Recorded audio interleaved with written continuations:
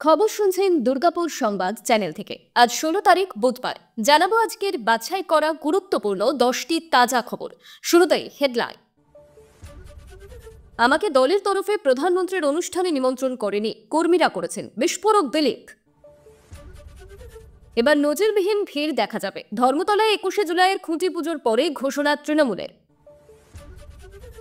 মন্তব্যের ভুল ব্যাখ্যা হচ্ছে, চাপে পড়ে বাঙালি মন্তব্যে ঢোক গিললেন হেমন্ত।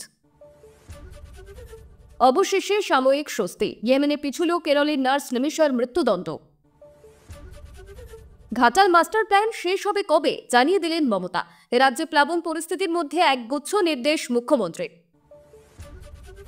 সিঙ্গারা খাওয়াও কি এবার অপরাধ? জিলিপির গায়েও কড়া নজর, কেন্দ্রের নির্দেশ ঘিরে তুঙ্গে বিতর্ক। মমতার কটাক্ষ, বাংলায় এ নিয়ম চলবে না। হিমঘরে রাখা আলুর দাম শুনলে চাষিদের চোখে জল। বাজারে 19 টাকা, অথচ হাতে মিলছে মাত্র 6 থেকে 7 টাকা। ক্ষোভে ফুঁসছেন পূর্ব বর্ধমানের কৃষকরা। কালীগঞ্জে শিশু মৃত্যুতে বাম ছাত্র যুবদের কৃষ্ণনগর পুলিশ সুপার অফিস অভিযানে ধুমধুমার জখম 4। ভুয়ো জাতে শংসাপত্র ব্যবহার করে এমবিবিএস, 4 বছর পর বহিষ্কৃত ছাত্রী। উত্তাল বাঁকুড়া মেডিকেল কলেজ। এবং সর্বশেষ খবর জানিয়ে দেব, সন্তান সুখে আত্মহারা বাবা, মানত পূরণে বাংলা থেকে দণ্ডি কেটে কেদারের পথে শম্ভু। প্রতিদিন সঠিক এবং নির্ভরযোগ্য খবর পেতে সাবস্ক্রাইব করুন দুর্গাপুর সংবাদ চ্যানেল এবং নতুন আপডেট পেতে বেল আইকনটি অন করুন। প্রধানমন্ত্রীর দুর্গাপুর সফর ঘিরে ফের বিতর্ক।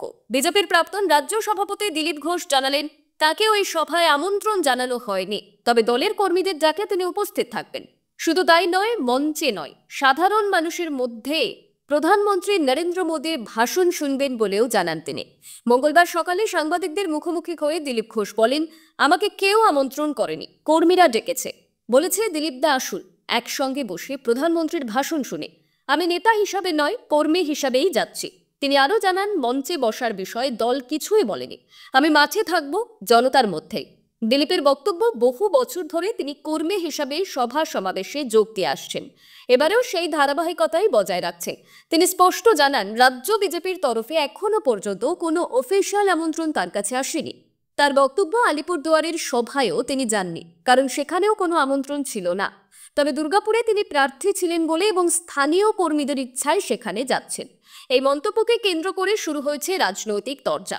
তৃণমূল মুখপাত্র কুণাল ঘোষ বলেন, দিলীপ ঘোষ তো বিশ্বকাপ জিতেছেন, আগে সুকান্ত শুভেন্দু সভায় ঢুকতে দেননি, এখন আবার ফিরছেন, এটা বিজেপির ঘরের লড়াই।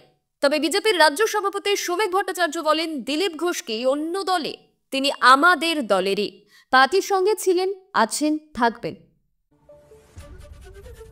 এই খবরটি শুনছেন দুর্গাপুর সংবাদ চ্যানেল থেকে। খবরটি যদি ভালো লাগে তাহলে একটা লাইক করবে, আর আপনি কোন জেলা থেকে আমাদের এই ভিডিওটি দেখছেন তা কমেন্ট করে জানাবেন। ফিরে আসছি পরবর্তী খবরে।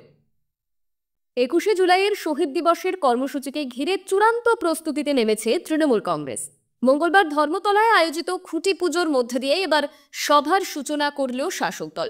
শহরের ভিক্টোরিয়া হাউসের সামনে, যেখানে মূল মঞ্চ নির্মাণ হয় প্রতি বছর, সেখানে অনুষ্ঠিত হয় এই খুঁটি পুজো। উপস্থিত ছিলেন দলের রাজ্য সভাপতি সুব্রত বক্সী, সাংসদ সায়নী ঘোষ, বিধায়ক দেবাশিস কুমার, কাউন্সিলর বৈশ্যারণ চট্টোপাধ্যায়, শ্রেয়া পাণ্ডে সহ একাধিক নেতানেত্রী।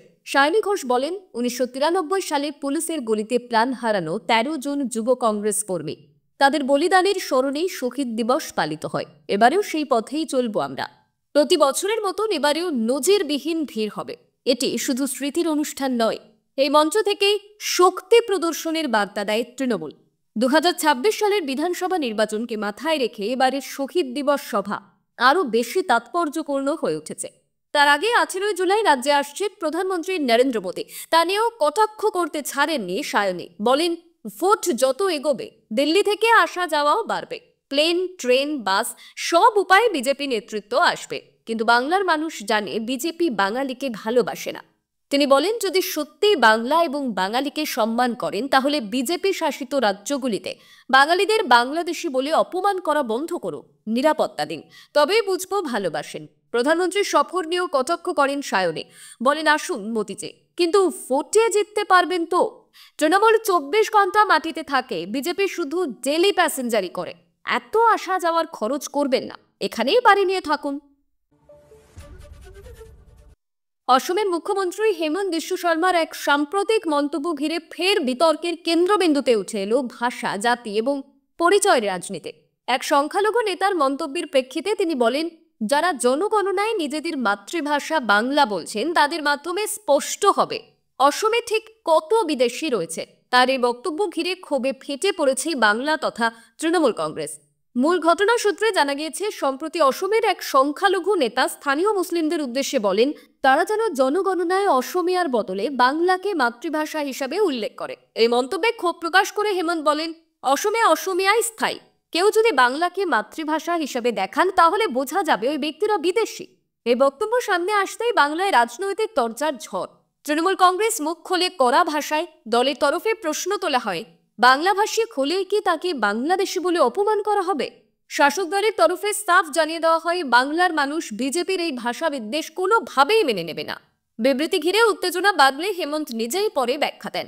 তিনি বলেন, বাংলা ভাষার বিরুদ্ধে কিছু বলিনি, আমার বক্তব্য ছিল অনুপ্রবেশকারী বাংলাদেশিদের শনাক্ত করা নিয়ে। সেই সঙ্গে তিনি অভিযোগ করেন, তৃণমূল তার মন্তব্যকে বিকৃত করে প্রচার করছে, যার উদ্দেশ্য রাজনৈতিক। হেমন্ত টুইটারে সাফাই দিয়ে সুনীল বনসাল এবং শুভেন্দু অধিকারীকেও ট্যাগ করেন, যাতে স্পষ্ট যে বিষয়টি বিজেপির শীর্ষ নেতৃত্ব পর্যন্ত পৌঁছেছে। রাজনৈতিক পর্যবেক্ষকদের মতে এই বিবৃতি শুধু অসম বাংলা সম্পর্ক নয়, বিজেপির বাংলা কৌশলকেও আরও প্রশ্নের মুখে ফেলল। এবার জানিয়ে দেব পরবর্তী খবর। অবশেষে সাময়িক স্বস্তি। ইয়েমেনে পিছুল কেরলের বাসিন্দা নিমিসা পিয়াস ফাঁসি। এক সর্বভারতীয় সংবাদ মাধ্যম সূত্রে এমনটাই জানানো হয়েছে। 16 জুলাই তার ফাঁসি কার্যকর হওয়ার কথা ছিল। গত সোমবার শীর্ষ আদালতে কেন্দ্রীয় সরকার জানিয়ে দিয়েছিল, যা ঘটেছে তা অত্যন্ত দুর্ভাগ্যজনক, কিন্তু আমাদেরও কূটনৈতিক পন্থা অবলম্বনের একটা সীমা রয়েছে, তার বাইরে সরকার যেতে পারে না। জানা যায়, কেন্দ্র সম্ভাব্য সমস্ত রকম দিক খতিয়ে দেখছে। অবশেষে সূত্রের দাবি, সফল হয়েছে আলোচনা। বুধবার ফাঁসি হচ্ছে না ভারতীয় নার্সের।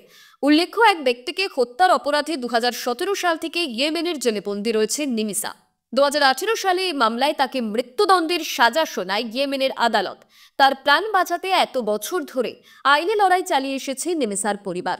প্রবাসী ভারতীয় ওই যুবতীর প্রাণ ভিক্ষার আবেদন রাষ্ট্রপতির কাছে পৌঁছলে তা খারিজ করে মৃত্যুদণ্ড কার্যকরের নির্দেশ দেন সে দেশের প্রেসিডেন্ট রশিদ মোহাম্মদ আল আলিমি। এই পরিস্থিতিতে প্রিয়ার মৃত্যুদণ্ড রদ করতে তৎপর হয় বিদেশ মন্ত্রক। বর্ষা শেষ এখনো হয়নি, কিন্তু তার আগে জলের তলায় পশ্চিম মেদিনীপুর, ঝাড়গ্রাম, হুগলি, পূর্ব মেদিনীপুর একাধিক এলাকা। ঘাটাল, খানাকুল, কেশপুর, জয়রামবাটি, কামারপুকুর, ঝাড়গ্রামের বিস্তীর্ণ অংশে জল জমে দুর্ভোগ চরমে।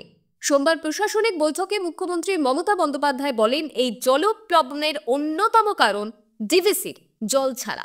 বারবার না জানিয়ে জল ছাড়া হচ্ছে বলে ক্ষোভ উগরে দেন তিনি। মুখ্যমন্ত্রী বলেন, 18 জুন থেকে আজ পর্যন্ত প্রায় 27,000 লক্ষ কিউসেক জল ছাড়া হয়েছে, কোনো আলোচনা ছাড়াই।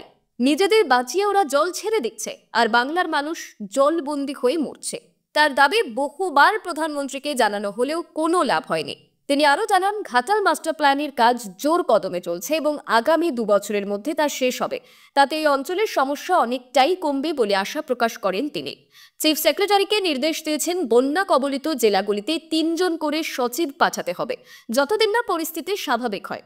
উত্তরবঙ্গেও কোথায় কতক্ষণ জল জমে তা নজরদারির নির্দেশ দেওয়া হয়েছে। কৃষকদের উদ্দেশ্যে মুখ্যমন্ত্রীর আশ্বাস, জমে জলে ডুবে গেলেও বিমার টাকা পাবেন, চিন্তা করবেন না। ফরেস্ট ডিপার্টমেন্টকে গাছ লাগানোর নির্দেশ দিয়েছেন তিনি। জনপ্রতিনিধিদের উদ্দেশ্যে বার্তা, কে বেশি পেল কে কম এই মনোভাব নয়, সবাই মিলে একসঙ্গে কাজ করতে হবে।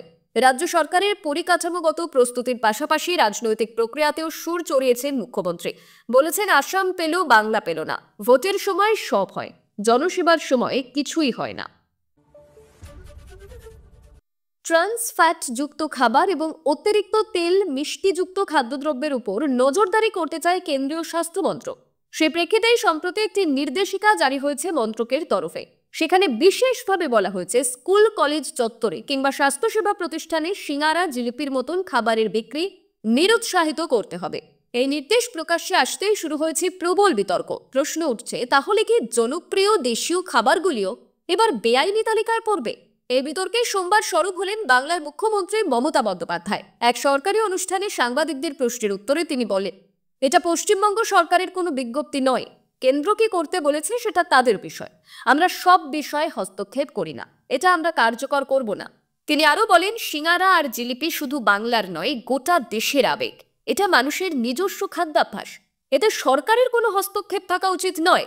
বিশেষজ্ঞদের একাংশ বলছে, খাদ্য সচেতনতা ছড়ানো এবং খাদ্যবস্তুর উপাদান নিয়ে জনসাধারণকে তথ্য দেওয়া গুরুত্বপূর্ণ হলেও সরাসরি নিষেধাজ্ঞা চাপানো ঠিক পন্থা নয়। মুখ্যমন্ত্রীর স্পষ্ট বার্তা, পশ্চিমবঙ্গ সরকার এই নির্দেশ মানতে রাজি নয়।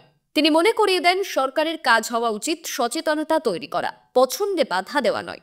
সিঙ্গারা জিলিপি বিতর্কের আবহে খাবার এখন রাজনীতির কেন্দ্রে, এই ভাষাতেই মোড় নিচ্ছে আলোচনা।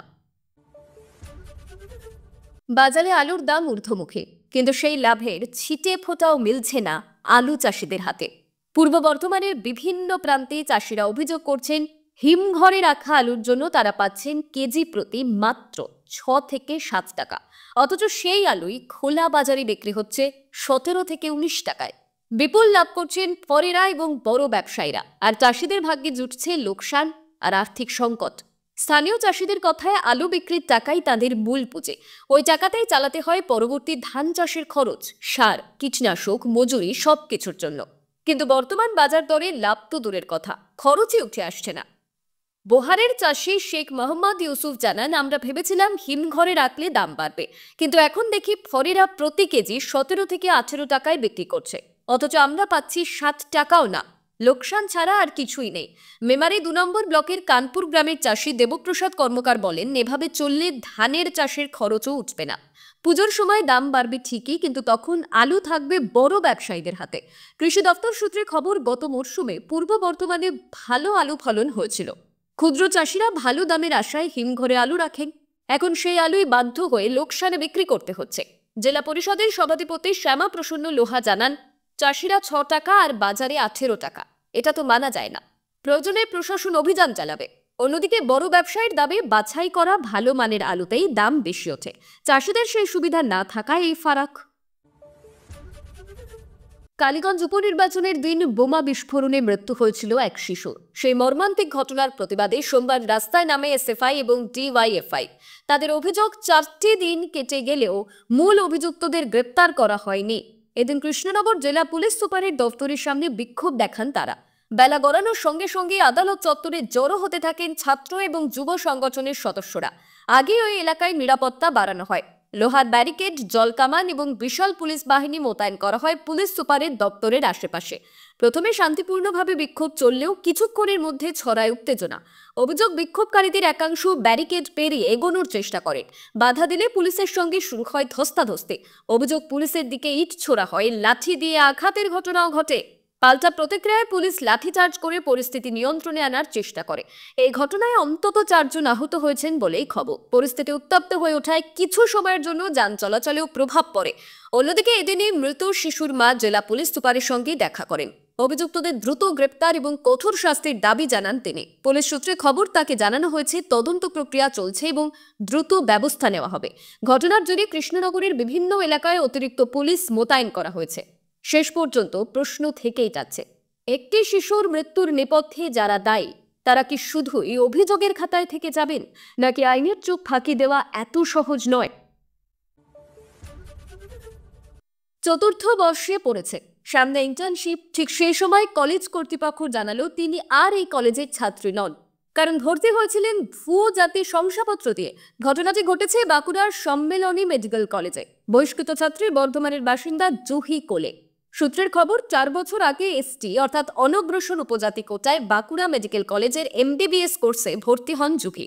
অভিযোগ, জলপাইগুড়ির একটি ঠিকানা ব্যবহার করে তিনি একটি ভুয়ো সার্টিফিকেট বানান, যে সার্টিফিকেটে ছিল এসটি সার্টিফিকেট। সেই নথি দিয়েই মেডিকেলে প্রবেশ। প্রথমে বিষয়টি নজরে না এলেও মাঝে মধ্যেই অভিযোগ উঠতে থাকে ছাত্রের শংসাপত্র নিয়ে। সরকারিভাবে তদন্ত শুরু হয়, সরকারি স্তরে যাচাই বাছাইয়ের প্রক্রিয়ায় সময় লাগে। অবশেষে সম্প্রতি আসা রিপোর্টে প্রমাণিত হয় ছাত্রীটি আদতে ওই সংরক্ষিত শ্রেণীর অন্তর্গত নন। তাতেই বহিষ্কারের সিদ্ধান্ত। বাঁকুড়া মেডিকেল কলেজের অধ্যক্ষ জানিয়েছেন, সরকারি রিপোর্টে প্রমাণ মেলার পরেই ছাত্রের বিরুদ্ধে ব্যবস্থা নেওয়া হয়েছে। ঘটনা সামনে আসতেই শিক্ষা মহলের তীব্র প্রতিক্রিয়া। এক অধ্যাপক বলেন, যেখানে হাজার হাজার মেধাবী ছাত্রছাত্রী আসনের জন্য হন্যে হয়ে লড়াই করে, সেখানে এই ধরনের জালিয়াতি গোটা ব্যবস্থাকে কলুষিত করছে। এমন প্রতারণার কড়া শাস্তি হওয়া জরুরি। ভুয়ো সার্টিফিকেটের মাধ্যমে সিট দখল, এর ঘটনায় ফের একবার প্রশ্ন উঠল ভর্তি প্রক্রিয়ার নজরদারি নিয়েই। দীর্ঘদিন নিঃসন্তান ছিলেন বাদুড়িয়ার বাসিন্দা শম্ভু কাহার এবং তার স্ত্রী। একের পর এক গর্ভপাতের যন্ত্রণার মধ্যে একসময় ঈশ্বরে ভরসা রেখে সন্তান প্রাপ্তির আশায় মানত করেন শম্ভু। সন্তান হলে তিনি দণ্ডি কেটে কেদারনাথ যাবেন। আজ সেই সন্তান ৩ বছরের। আর শম্ভু শুরু করেছেন তার দেওয়া কথার বাস্তবায়ন। ১৬০০ কিমিরও বেশি দীর্ঘ পথ দণ্ডবত হয়ে পাড়ি দেওয়ার সিদ্ধান্ত নিয়েছেন শম্ভু। অর্থাৎ বুকে হেঁটে হাত পা মাটিতে রেখেই শিবের উদ্দেশ্যে যাত্রা শুরু করেছেন তিনি। প্রতিদিন অল্প অল্প করে রোদ বৃষ্টি কাতা উপেক্ষা করেই এগিয়ে চলেছেন। এদিন তাকে দেখা যায় উত্তর ২৪ পরগনার মচলন্দপুরের নকপুল এলাকায়। স্থানীয়রা জানাচ্ছেন পায়ে হেঁটে তীর্থযাত্রা অনেক সময় দেখা যায়, কিন্তু এভাবে দণ্ডি কেটে এত লম্বা পথ অতিক্রম করার ঘটনা প্রায় অদৃশ্য। তাকে দেখতে রাস্তায় থমকে পড়ছেন বহু পথচারী। কেউ দিচ্ছেন খাবার, কেউ ফল, আবার কেউ এসে প্রণাম করছেন শম্ভুর পায়ে। রাত্রিবাসের জন্য তিনি বেছে নিচ্ছেন কোনো স্থানীয় মন্দির কিংবা ক্লাব। খাওয়ার ক্ষেত্রেও চলছে কঠোর নিয়ম নিষ্ঠা, নিরামিষ আহার এবং ফলমূলই ভরসা। একটাই লক্ষ্য, মহাদেবের কৃপায় যে সন্তান প্রাপ্তি সম্ভব হয়েছে তার জন্য মানত পূরণ।